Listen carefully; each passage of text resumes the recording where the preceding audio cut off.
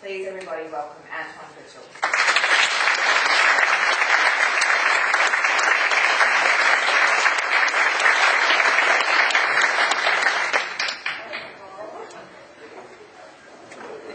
Thank you very much.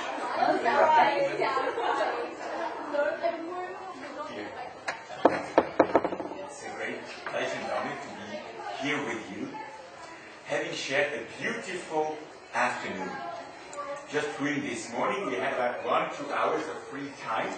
We made a little walk, and we passed in front of the Museum of Democracy. Unfortunately, we didn't go in, but we had lunch on a nice day. But I do think maybe today we are writing the first chapter of a new part of this Museum of Democracy, namely to bring the animals in the boat of society, to bring them back where they belong. And this would be just a nice expression of democracy to have them in the boat. It should not be no longer the farmers industry, the pharmaceutical industry, or the dog owners, dog breeders that tell us what law should be. Animals matter. We all should, we here are concerned about that, and we should now write the first chapter of this new step into taking animals more into the society back. I'm sure you all know, this is why I ask no one, what the motto is of the university, the Australian National University. So, I tell you, naturam primum cognoscere rerum. This means, I don't want to bother you, bore you. This means first take the nature of things, of rerum. First take the nature of things into account. Bring much attention to the nature of things. As far as animal law is concerned, I do think we will have now more than half an hour time to go. I do think in the nature of things concerning the animal in the law. Let's have fun. We will shortly go over the point why animals matter. A short step in the big issue, ethics versus law. When we speak about animal rights, for example, on which level are we talking? Is it a legal level? Is it an ethical level? It might be or seem arrogant if I come here with a roadmap for the animal in the law. I drafted this roadmap based on the experience of 30 years of legislation experience with politicians, with universities, with policemen, and also having compared with the Foundation for the Animal in the Law in Switzerland, 30 or 33 legislations worldwide concerning the animal in the law. Put it back to Australia, this gives certain green path, I could say, about a coordination system in which direction the animal in the Australian law could make the next jumps or steps or why a voice for the animals and where? The animals advocate. I shortly will explain what I did and why I do think it would be nice to have such a person or let's say institution soon in Canberra and in all the state and territories, and by the end of the day, of course, unified, so everywhere but unified. And how to give an animal a voice, I will give an idea of how we did this in Switzerland, and maybe we can learn something for ACT and Australia. And we will have two summaries, one from the human's point of view, and a little shortened version from the animal point of view. I like that with this slide. And this one too, isn't it cute? So, animals, did you see it? This happy rabbit? Yeah. Is it a it or is it a him or a he? A rabbit is a it. Do you see he? Do you see he? Him, not it. Huh? It starts with that. It starts with that. Is it an object or is it a being? I will talk about. So this is one here. Animals do matter. I started my first lecture in Australia about, was it 12, 14 days ago, with how important animals are for society. And now, having been, for example, yesterday at the Today ABC News, I think it's much more than a wording that no society without animals. It's about the thing that the society must acknowledge its responsibility towards the animals in their surrounding. There is a German wording in the German Constitution since 1919 that says, possession obliges. So a dog owner or a sheep producer or the meat industry, when they produce something that is in their possession, it obliges them not only to come with a problem, but also with a solution. It's not us, it's not Voiceless or Animals Australia to come with a solution when they have the responsibility. So possession obliges. But this is not enough to say, clean your room, make your thing. It's about that we as a society, maybe in Australia, with this scandal, we run from scandal to scandal, and the politicians are sometimes like firemen or like rhinos that run from one fire to the other and make laws and run and wait for the other scandal. This is not it. It should be that the society, we all here, this university at the center of the heart of Australia takes the responsibility that, for example, the owners of animals, as long as they are property, I do not see an alternative to this system for the moment, but as long as they have the responsibility on the animals, that they take it really seriously. Society must enforce the idea that possession obliges. We, a part of us in the room, get rid of saying yes to the product and no to the production. Meaning, I have two shocks at the same time. I cannot be shocked by animal issues any longer. We created the Foundation for the Animal in the Law with 10,000 books and 4,000 articles on the issue. So the most influential, I think, library of Europe, both in German but also in English. So I saw that all, and I knew, of course, of the scandals and of brutal slaughterhouse methods, etc., etc. What in the recent debate shocked me a little bit more was that society did not know. They did not know about what the normal handling obviously is of what day and the night is of a hen, of a sow, of a mouse in animal experimentation, how puppies are bred to be sold, then they do not know. And this is what makes me more nervous than the fact of animal life. Some are suffering, some are not suffering. To say yes to the product and to say no to the production means I do not want to know what happened with the animal that had to suffer for my medication if I have a headache. I do not want to know, of course it has been tested by animals, most of them. I do not want to know about how the calf lived before slaughtering, and I wouldn't have to go to the slaughterhouse.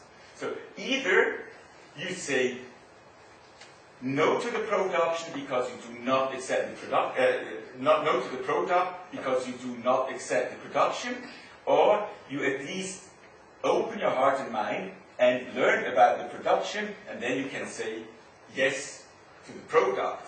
But this semi-half pregnant thing of I just take the best of it, this spoils, or does spoil a little bit my soul, and might spoil the soul of others, and it makes life much more consistent if we have a lifestyle that we can acknowledge as far as animals are concerned, that they do belong in our personal life. This is not enough. I do not want to discuss about the vegan issue too much, just the fact that, unfortunately, for the moment, they are not more about 1% of the population, that we have about, in Switzerland, 3 till 9% of vegetarians. In Switzerland, in Germany, we will not build a majority in our society. And even if we were, then still it will be probably difficult to give a ban on meat eating to others, because they will still have the fundamental right of choice. So it's great to have a lifestyle that you really can say yes to the product and yes to the production, but this is not enough. We have to make a mind shift, a bigger step. We are still in the discussion about ethics versus law. Ethics as the science of how to think and do good, and what is wrong, what is good, is an important source for legal requests. It's there where a society, a legislator, gets his milk, or his, no, soya does not work for that, and takes his energy from, and we expect from legislators that the product, what the coming out of the parliament, is directly versus equilibrium,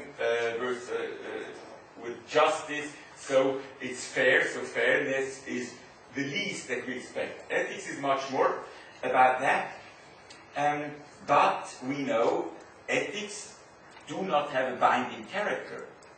It's what we think, maybe in a little group, maybe in a bigger group, but we cannot enforce ethics to others, otherwise we go in a kind of a brainwash, or in a, what was it, 1984 thing. We cannot enforce ethics, and maybe this is also good. As interested in animal matters, we must be able to make the distinction, is this or that issue an ethical one or a legal one? Is, for example, don't eat meat, is it an ethical one? Yes, it is. It's not a legal one because we cannot enforce it. It's not in the legislation. Animal rights is a very, very tricky thing, because it uses the term of rights, and me as an attorney at law for, I don't know, 29, 30 years something, thought, yes, this is my field, the rights are my field. Until, of course, most of us recognize it's an ethical issue, and the question, should the legislator in the legal field entitle or gives certain rights to animals? Otherwise, it's the expression of that, on the ethical point of view, we must reload our thinking and behavior towards animals, in it shortly said.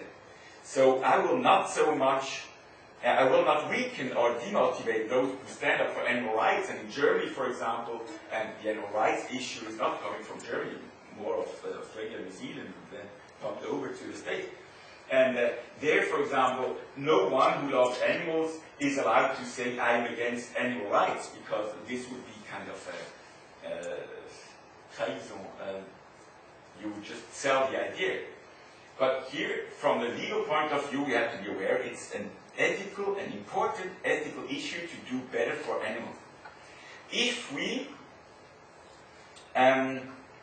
make laws based on ethical understanding, how we should treat animals better, then we have to reduce the ethical content in order to get majorities in public and parliament.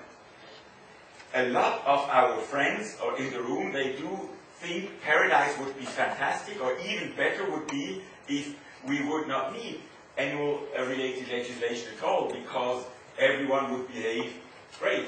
Like Thomas Morus described it in Utopia 1516, of course. On the way there, we have to be aware that we need legislation that not always reflects what we feel is right. We reduce the content. When we reduce the content, then of course on the other hand, because of the binding character of the law, we must be sure that the law really is binding, enforceable, and enforced. Otherwise, just change the title of legislation and write wishing list for Christmas or Hanukkah. If you make laws, make them enforceable and enforce them. Otherwise, it's just not more as what I say. If it's in the law, and I will come to the details just by the intro, if it is in the law, then we avoid endless discussions about the content. I am not so interested if one who mistreats his animals, or if the farmer just forgets about the chain in the neck of the calf. I've seen dozens of these cases, of course. I'm not interested if, so we, for example, in Switzerland, we banned the sexual intercourse between humans and animals recently. I'm not so much interested if such a person thinks she's doing great to his dog because he frees his dog from the dog's sexual desire. I heard so. They told me so, this nonsense. I'm not interested about his mind shift. I'm interested to enforce what is in the law. And if it's a ban, then it has to be enforced. So we are also the big issue of animal hoarding. One of my first cases was a person with 149 cats. And the person was sure that she is an angel and she's able to nurture these cats emotionally, and it's a cat haven.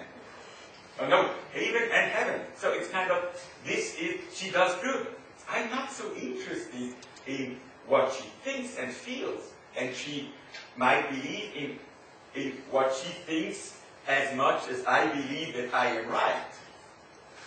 But this is not the point. The point is that about 70 of these cats have to be brought to death because they were so sick and ill, and the others have to be replaced because it's just a big animal case. If it's in the law to do good for animals, then we do not have to have endless discussions with people that do not share our opinion. We just enforce it. It's as simple as that. It's not juicy and fruity, it's just do it. What about a roadmap for the animal in the law? When I talk about this, then based on the experience and the law-making process and the results out of it from the last 30 years, what I am describing to you will be published on the website. We worked ping-pong to and fro for several weeks, Ruth Hatton and I, to bring for those like footnote chasers, those who love these tiny little nasty things, that you cannot read, but obviously are important to show that you are someone.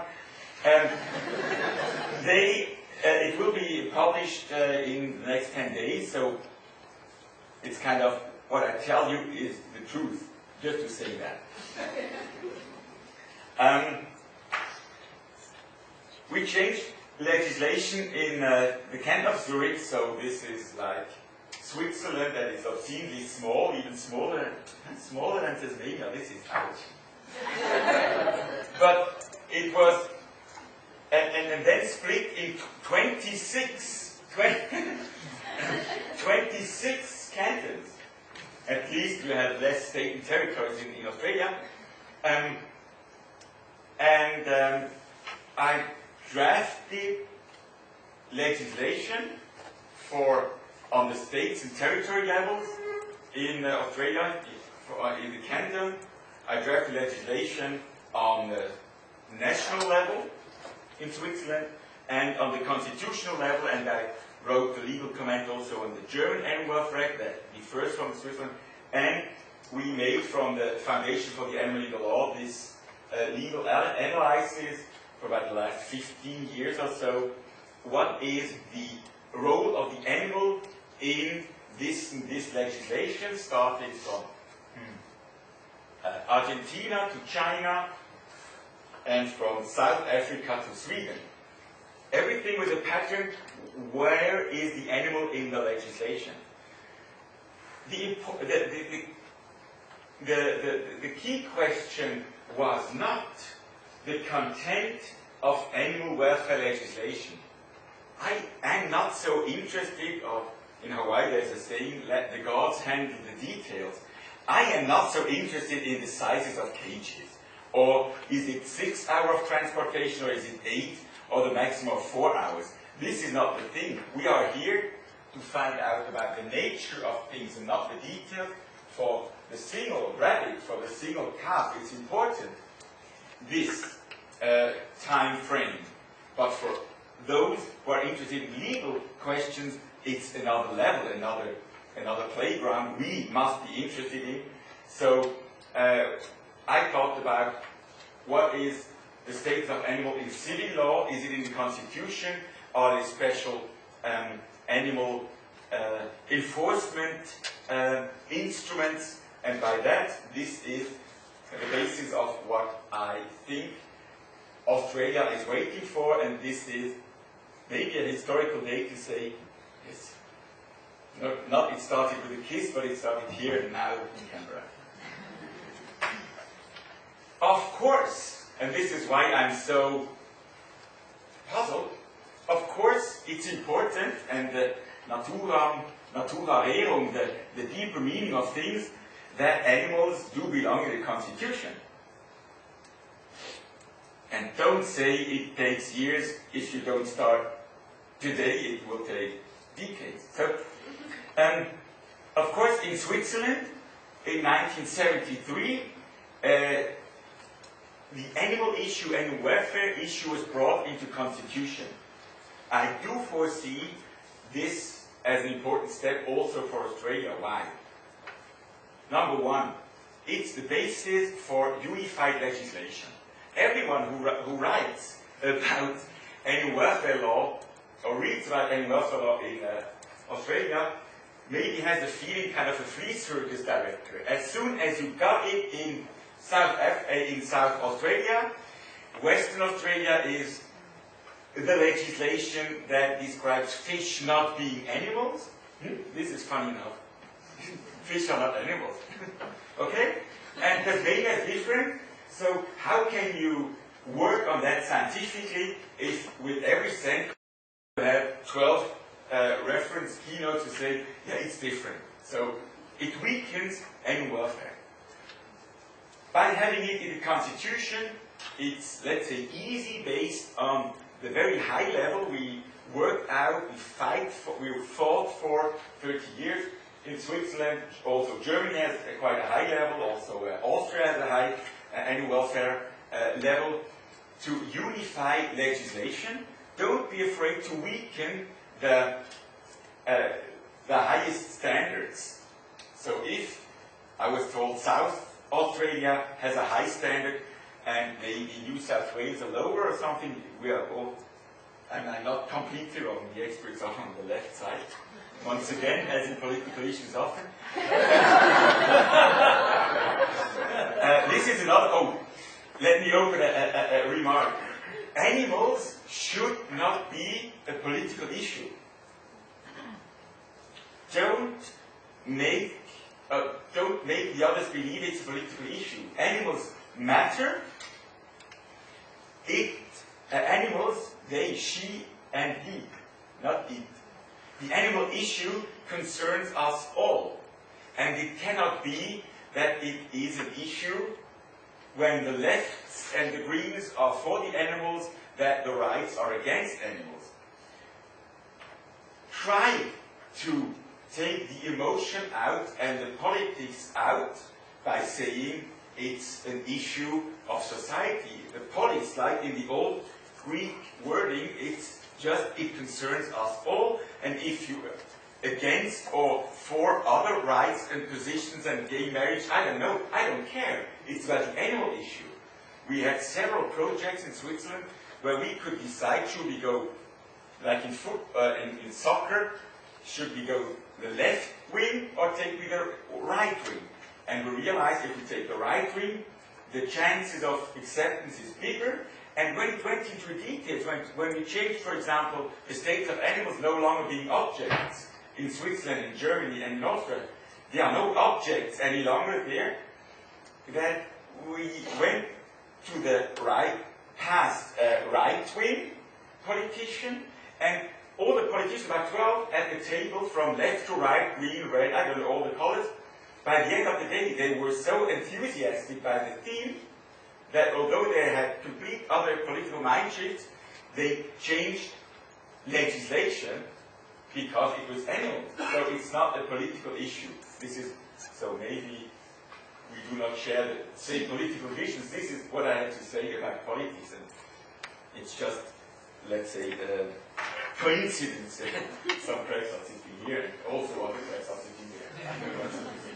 So, first, unifying animal welfare legislation because it gives the opportunity to higher the standard and not to weaken it.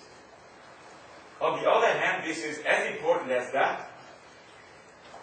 If in Constitution animals are getting their protection, welfare, whatever, I wouldn't speak too quickly of rights because we do not exactly know what it is. I don't understand it. But if animals are in the Constitution, then their protection or welfare, well-being, whatever, is an important state's duty. Important state's duty means, on one hand, there is a balance between human rights and animals.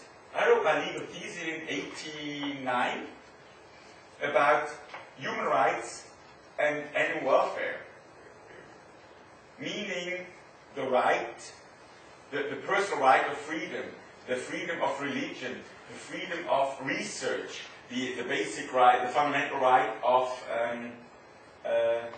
commerce, the fundamental right of art, for example. If these are part of the Constitution, be it written or not written, they always are more important than animal issues because they are not in the Constitution. So, to give a balance, you need both in the Constitution. This is what we did. And the second issue, or the third issue, is that suddenly funds are available because animals are a state's duty. And it cannot be that the government says, we do not sponsor the animal law enforcement because we don't take animals not so important. If it's a state's duty, then they have to enforce it. I tell you why I have the slight impression, the modest one, that sometimes I have to be very diplomatic, that the law enforcement in Australia can do better. Why? When I started as animal welfare attorney, when I helped to create legislation on the animal welfare attorney in the Canton of Zurich, we said that the first person who took it over, it was the first public prosecutor of the canton, we think it will be about 20 cases a year. I ended it in 2010 with 180 cases a year. Other cantons ended up about, if you count it down to 1 million persons, about 150 to 180 cases per year. I'm not good in math, this is why I studied law. If I take these 500 cases of fines and penalties, 2010 in Australia, hopefully I am completely wrong. But if I compare it to a state where the law enforcement is taken seriously, the number should increase by the factor of 8 or 10.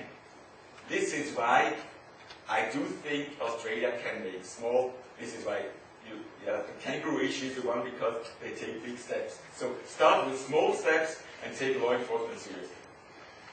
The second thing is we traditionally try to protect animals against pain, suffer, fear, and damage. Why?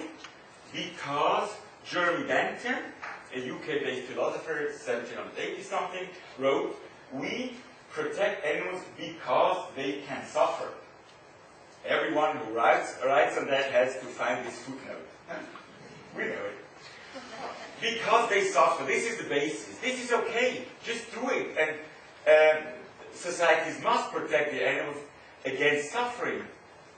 It's not enough. In our time, when we are facing big issues like transgenic engineering, when we know that a big part of animal experiments are based on invertebrates, when we have technical possibilities that go far ahead that were not thinkable 20 years ago, of xenotransplantation, for example, half pig, half human being, I think the society has to make a decision. Do we want it?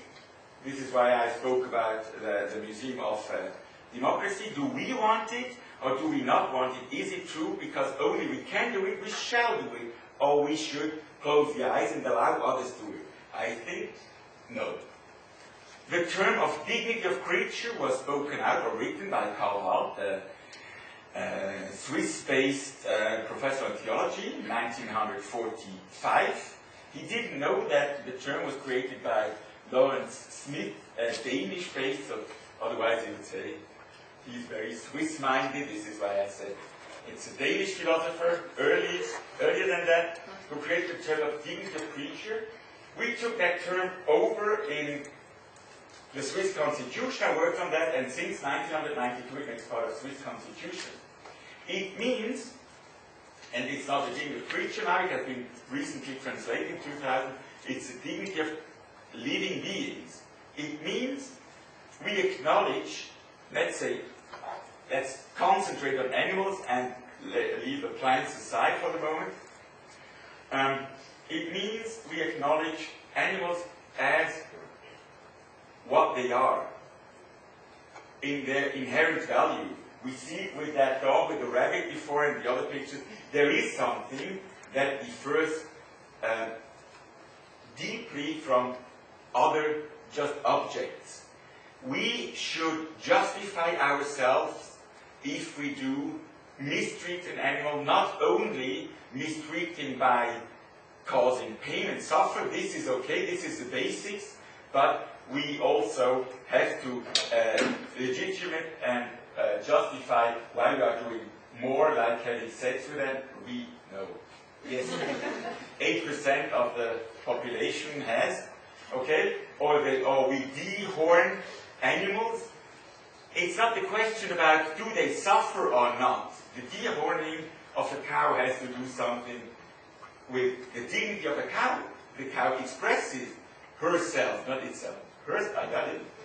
Herself with the horns. So to cut it because we are afraid that it might be with a small portion of probability that a farmer can be hurt.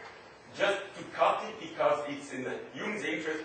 By the term of dignity of creature, we opened the discussion and we took that term into Swiss Animal Welfare Act in 2008, and it's the basis of the Swiss Animal Welfare Act 2005 and 8 of the Swiss Animal Welfare Ordinance that goes very much into detail. We thought this is it, and Switzerland being smaller than, what will you say? What? Okay, very small, it does make a difference. It does make a difference. The new Dutch Animal Welfare Act speaks about, in Article 9, I think, about the intrinsic value of animals. That goes in the same direction. And the South Korean Animal Welfare Act speaks of the dignity of creature. So it's like the popcorn. If we make popcorn, we wait and wait and wait, and suddenly You know, you have all the kitchen full of popcorn if you make them themselves, and one popcorn would be so nice in the color of the flag of Australia soon. Uniform Animal Welfare Act. I do think what has been thought in other places based on science, on ethology, what the needs are of farm animals, of animals in experimentation, could be taken as a role model also in Australia. It's also important to have this Uniform Animal Welfare Act, thank you, for controlling the law enforcement. We changed the legal status of animals. Austria did it in 1988, Germany did it in 1990, and Switzerland between 1989 and 2002. Going in Switzerland, we went there very much into details, changed the divorce law, changed inheritance law, changed the law on lost and found objects that do not relate to animals. This will be published soon. It would be nice, and on one hand it didn't change so much because it's still property and you can buy and sell a dog. On the other hand, it means we found easily a majority in Parliament and in society to say, yes, but we feel that animals are not objects, it's reflected in legislation. I do see no obstacles to take this system over in Australia. If making laws, then look for effective structures for law making and in applying laws. Why a voice for animals? It's important to see that if the animal in administrative law, in criminal law, in the police, in the political issues, is only represented by the owner of the animal, it is not enough. In criminal cases, for example, this was the reason why we created in 1991 the animal welfare lawyer of the Canton of Zurich. I was the third person that represented every animal in court cases of lowest courts, high courts, highest courts against animal abuses. They have, of course, an interest not to be punished, not to go in jail. They cannot be the ones that represent the animal's interest. So, of course, it needs someone.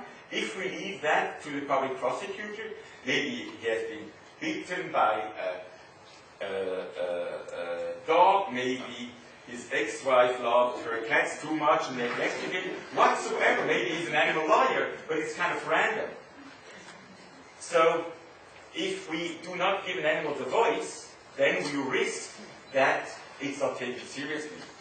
Based on the fact that in the law, in the Swiss Animal Welfare Act, is foreseen, or in another legislation, it's foreseen that all the decisions have to be all these animal-related decisions have to be collected at the Swiss Vet Office, and the Foundation for the Animal in the Law was directed then.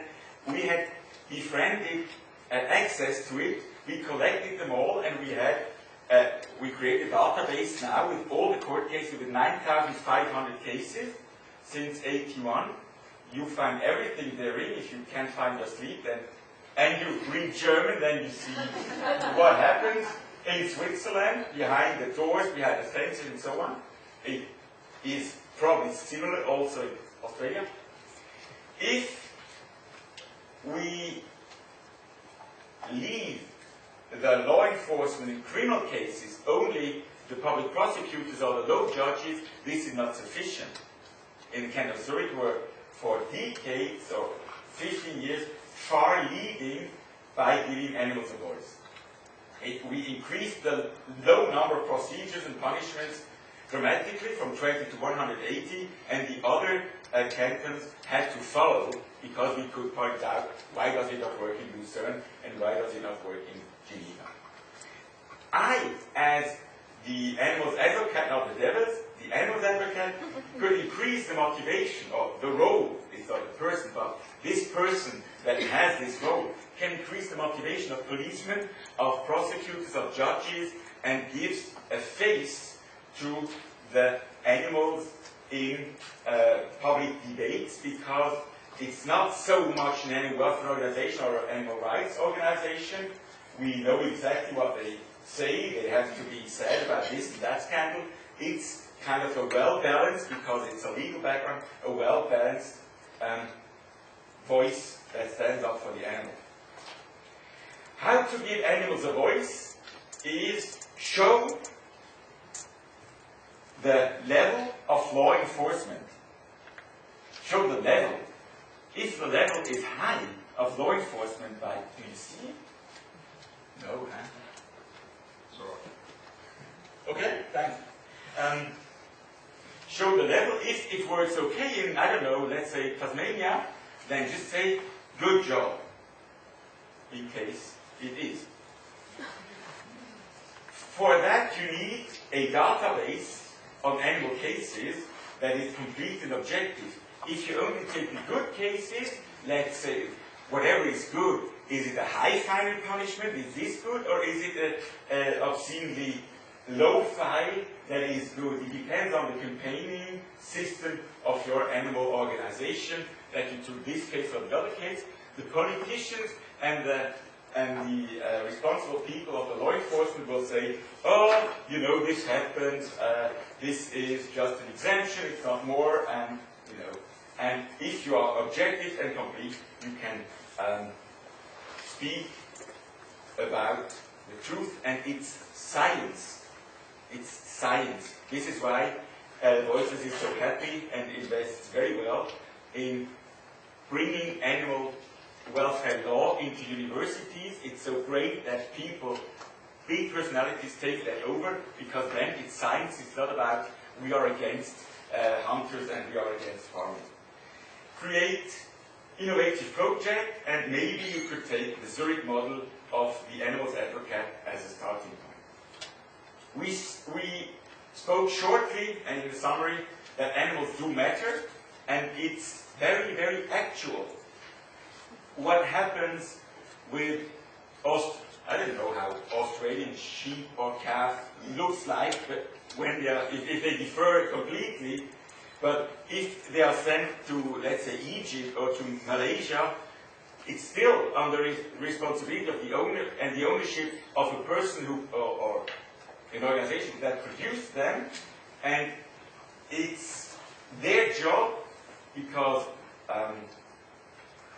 not possession, their property obliges, it's their job to do so, and it's the society's job to make sure that this taken over of the responsibility can happen. This is why animals matter.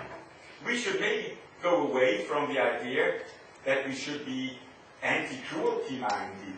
Nobody is for cruelty. It's a no-go to stand up and say, oh, this is great to be cruel. It's like, I don't know, very low. So the people that were intentionally cruel, in my case, is 180 years, just to fulfill their sexual or whatever aberration that was, they are a very, very small number. Most of the cases were kind of negligence of taking the cruelty into account.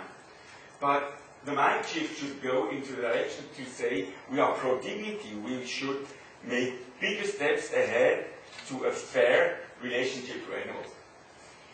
And on a legal basis, first, I do think it's kind of, first we take Manhattan, then we take Berlin. Is if animals are in the Constitution, not if, as soon as animals will be in the Australian Constitution, the discussion will be enforced and will be quicker in UK, and it can be thought and spoken out in US. It's senseless for the moment, when I speak to my friends of US animal welfare attorney, to start in the US. They have another system, another mind shift, and I love them all, but they are different. So Australia can do it, and it's our responsibility here in the room in Canberra really to emphasize that, not only for our 23 million people, I say our because I like it so much, for our 23 million people, it's about thinking big, very big. Give animals, so also change the legal status of animals in legislation, give animals a voice in procedures, in criminal procedures, in administration cases, and also in the lawmaking procedures, but heavyweight. It's not only the users that can decide what the content of the animal welfare standard is. By all that, we on one side make the society, of course, more animal-friendly, but what counts even more is to make a society that is more human-friendly. We, in Switzerland, when I speak to farmers, the pharmaceutical industry, they say, yes, we do pay a high price for animal welfare. We are willing to pay more for those who still think they should eat meat. We are willing to pay more for organic meat or organic eggs whatsoever. They think so, and they feel better. So it's about making the society more human-friendly as well. This is from the human side a summary, and from the animal side, you have to see that little cute dog that says, give animals a voice in law, and we can do it on the ACT level here and now, and take the responsibility to have it made in Manhattan than in Berlin. Thank you very much.